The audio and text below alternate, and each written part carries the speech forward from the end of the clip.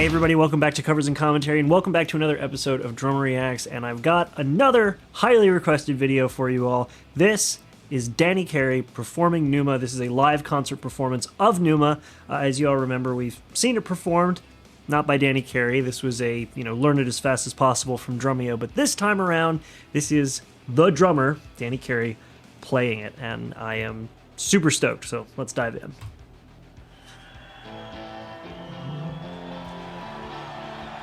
Such a chill, kind of opening riff, too, which I love. God, look at all of that equipment. Already pausing. The amount of stuff he's got going on behind him to just adjust his own, I'm assuming a lot of this is for his own mixing sakes, he can hear certain things as well, but, when you are at his level, yeah, you obviously have the guy, the main mixer, the guy who actually does all the sound work, the sound guy for the performance, but I'm assuming Danny Carey still has some control over that, which is just wild. He's got all that equipment, some touchscreen stuff, presumably, probably a MacBook sitting up there somewhere, all this stuff. Oh, a kit nerd's either nightmare or dream. For me, it's a bit of both, looking at that, because I don't know what he's got set up, but it all looks wild, so anyway, keep going. That opening with I think these are electric pads? Yeah. Yeah, because I think he can control, I think each of the patterns in there are different spots that have different, sounds tied to them. They don't look like normal drums. I think they're drum pads. Also, well, hold on.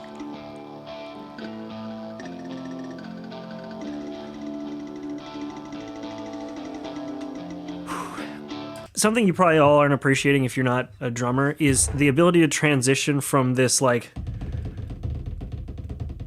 transitioning from bounced rolls to smooth rolls like he's doing it takes practice. It's not easy to do. Watch this. Oh, well, shoot. This. Come on. No! There. I'm just gonna go back and watch it. He bounce roll like this, and then he transitions seamlessly.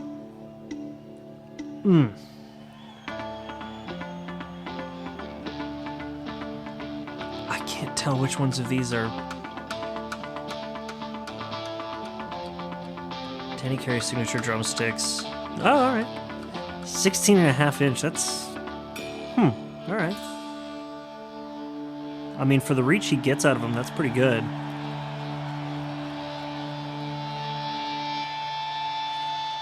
Yep. And come on.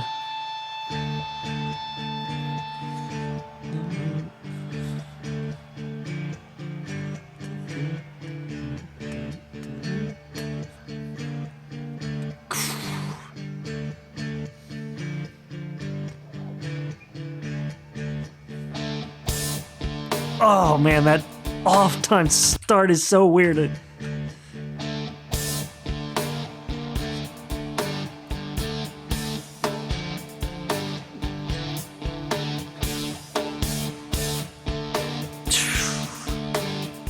Look at him just going for it. Doesn't even...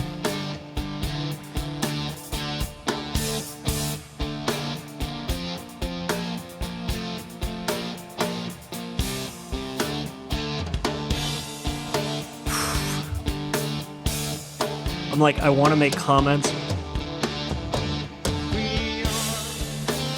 I want to make comments on this, but I'm just enjoying the show.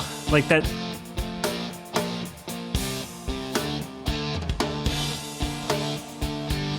I'm not... Oh.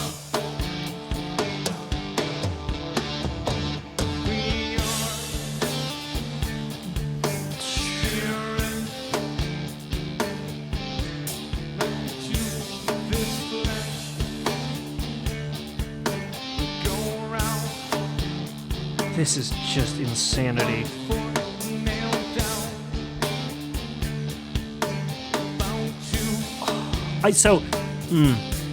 one of the things I will say, watching him play it, of course, it's not demoralizing because he's just a legend. So watching him perform his own song is just its own treat. Something I wanted to point out though. So obviously he wrote the song or wrote the drums for this song. And one of the things that you'll learn the more you practice, and people seasoned with this know this already, but it almost gets to the point, it's kind of hard to explain, but it almost gets to the point where when you are performing something that you have practiced so much, it's not like, for me, I don't know the intricacies of this song, so hearing him perform it, my brain is trying to pick up on every little time signature change and bounce and transition. But for him, it's been practiced and played so many times that for him it's just, this is here, this goes next, this is here, this goes next. The time signature is obviously still there, but it's not something that is immediately at the front of your thought when you're performing something that you've practiced so often. Like for me, I would play songs that I had practiced for weeks or months on end, or performed live for weeks and months on end doing like tours and stuff. And you would essentially just have the time signature in your head. You would know this is how fast roughly the song should play as long as the guitarist or vocalist doesn't speed it up. And then you would just go. And everything that you played, unless you wanted to mix things up a little bit, like you would know where certain parts are that you could do something a little different, but everything else was locked in. There was a song that we had to play when I used to perform that was 5/4 time, and it didn't even faze me because I just knew where everything went. Didn't matter if it was on 5/4 because it's like a hiccup. It was like 1, 2, 3, 4, 1, 2, 3. So I just figured where it was. Same thing with him. But for anybody who doesn't know this, it's just, yeah. Yeah.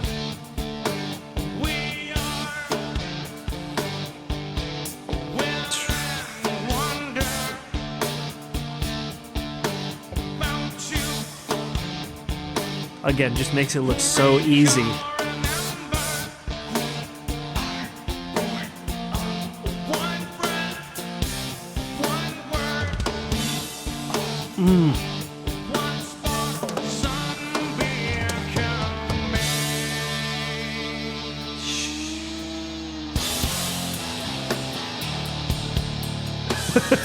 Just that perfect transition to the ride.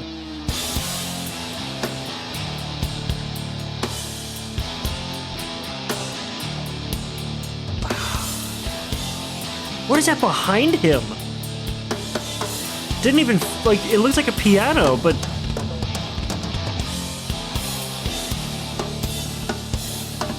He's still, oh, I forgot. He's got the snares down for this, a long portion of this. You can hear it.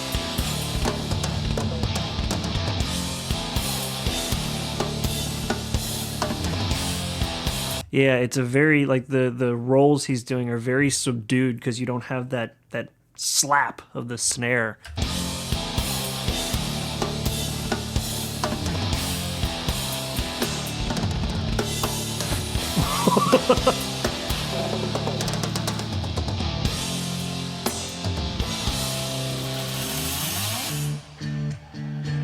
Beautiful cymbal grab on a china, no less. I hate like muting chinas because it's just down angle and up and ugh.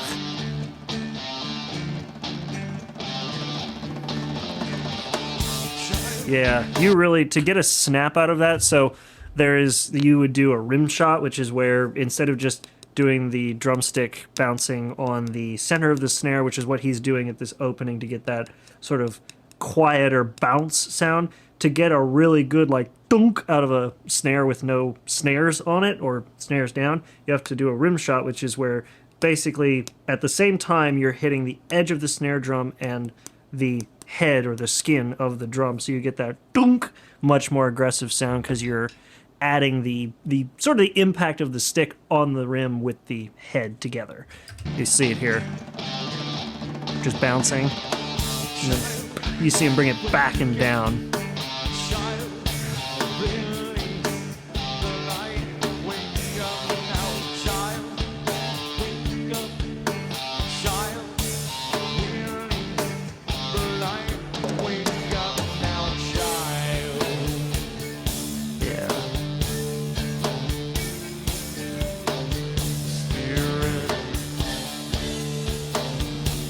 such a wild setup, especially where he's got the hi-hat. He's got the hi-hat set up in front with a cable clutch. I mean, where else are you going to put it when you got all this other stuff set around your left side there?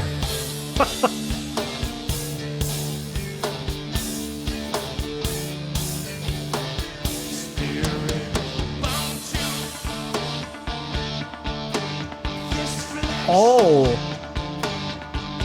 God, I love watching a performance because just like when we watched things from like Sleep Token, watching 2 perform, there are things you see here that are like, you hear it in the song and you don't correlate it to being performed on the drum set at the same time, but like in this case, he just transitions from that if I can even get it right, but he transitions from the like sound to, you know, on the hi-hat over to the same thing, but on a different drum. Demoralizing, but inspiring. Not actually. I love watching this stuff because it gives me lofty aspirations. Yeah. See, in the track, I would never think about it because you still hear, using his offhand to do the accents on the hi-hat.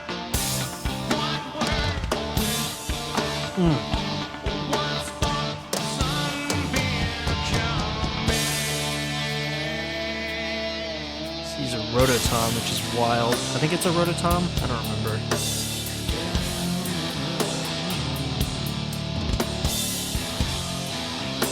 It's like the only part of the song I can play.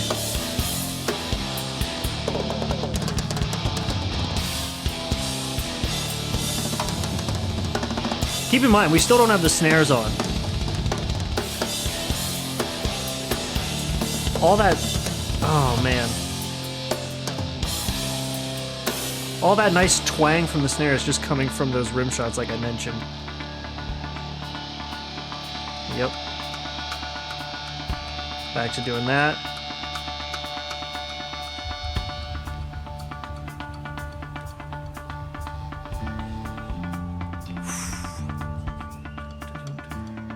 Wait, did he? No, wait a minute. I can't tell. Hold on.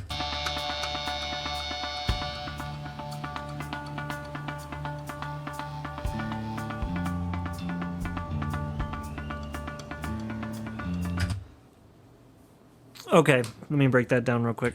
To get a lighter hit, so he does this. And you can hear him, he's holding the stick like this, so he's using the meatier bit of the stick to just get that like on the side of the snare on the rim when he's doing that. And then he starts quieting it down as he's going, just doing it this way, and then we'll see, I don't know if he's prepping for the next section or if he wanted to get it even quieter, but he goes quiet doing it this way, and then he flips the stick over and uses the thinner bit, which naturally is going to be a little less impactful because it's thinner up here by the shoulder, the tip and the shoulders of the drumstick. So I guess we'll see. But that's crazy. So many little things that you just do when it's a song that's burned in. You perform it at every show.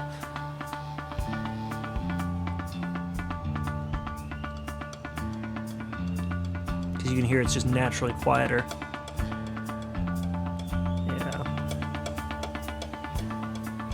He's bringing it up and down, though, which is kind of cool. Might have been prepped for the next section as well. Maybe a combination of both, what I said.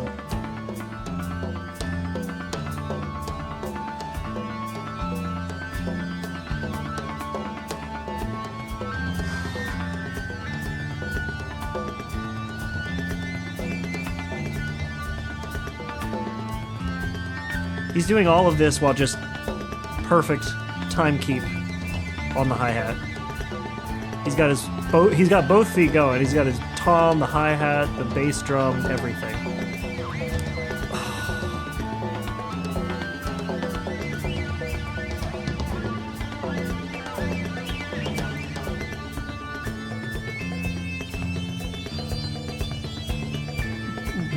Watching this is just hurting my brain.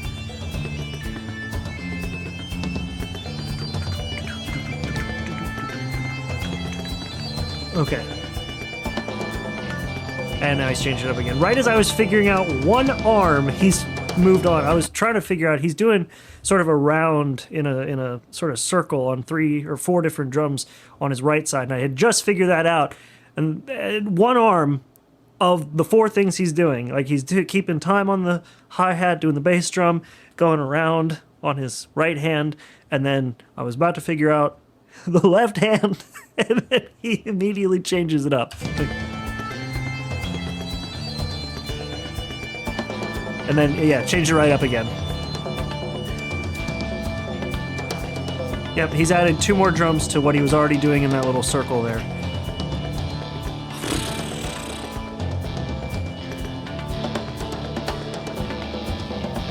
This is why practicing limb independence is like such a fundamental part of drumming.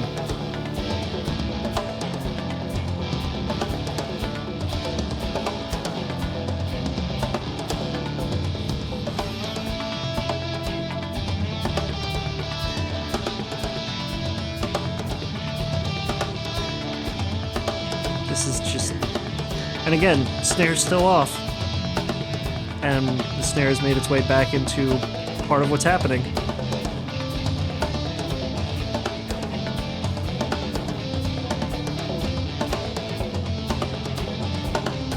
At this point, I just want to hear what the snares sound like what his snare sounds like tuned for live. Yep, and now he's off of the, yeah, he's off the hi-hat because he's doing the double bass. Yep, there it is. Oh my god. Like, and you can tell they're getting ready for a big moment because the spotlight hits him, because look at this. Like, nice and subtle, purple light, and then there we go. Got the just strobe hitting him, and he's on that double bass.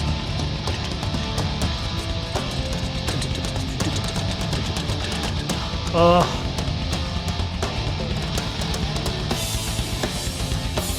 You wonder why drummers sweat like pigs after long shows.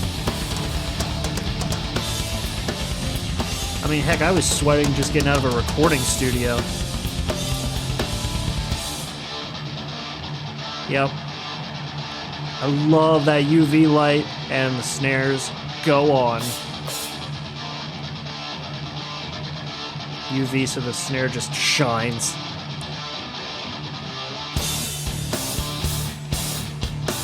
Oh.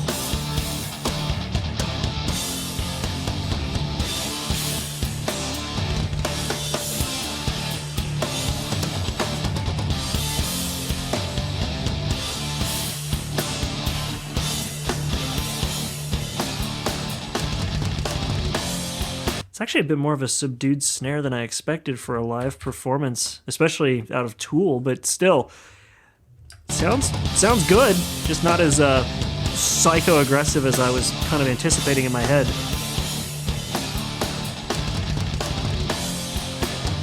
Oh, man.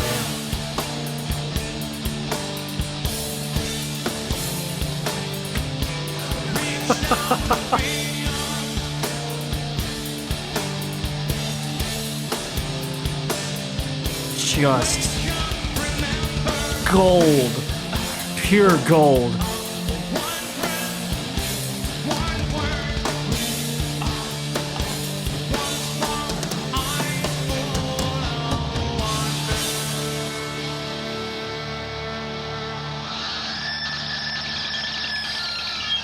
Yes! Look at that, just... he knows he's the best. What was that in the middle there? Hold on. Oh, okay.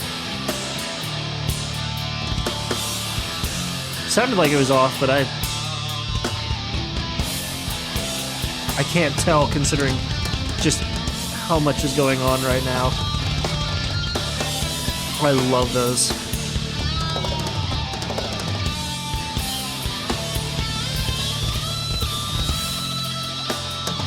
One more time for that, please. When you want to accent the cymbals, but you're hitting them so fast, you need to rely on the double bass to accent the cymbals with the bass. Look at that.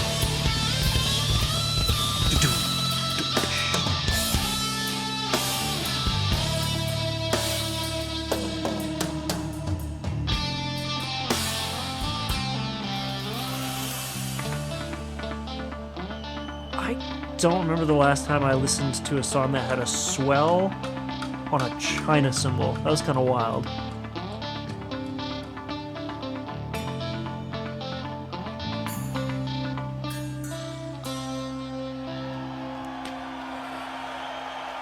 Oh, Danny Carey, man, what an absolute legend. Just unbelievable drummer.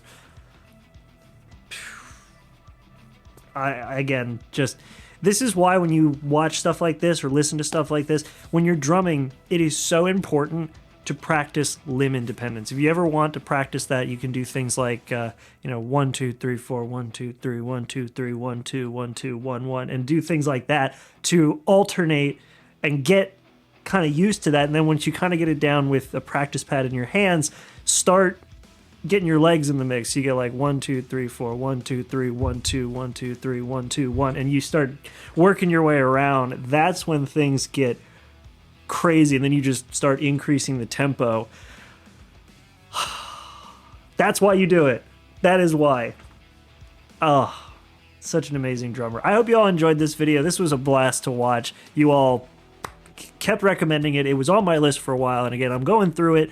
We'll get through it eventually. It's just a matter of time and whether YouTube wants to let me with copyright.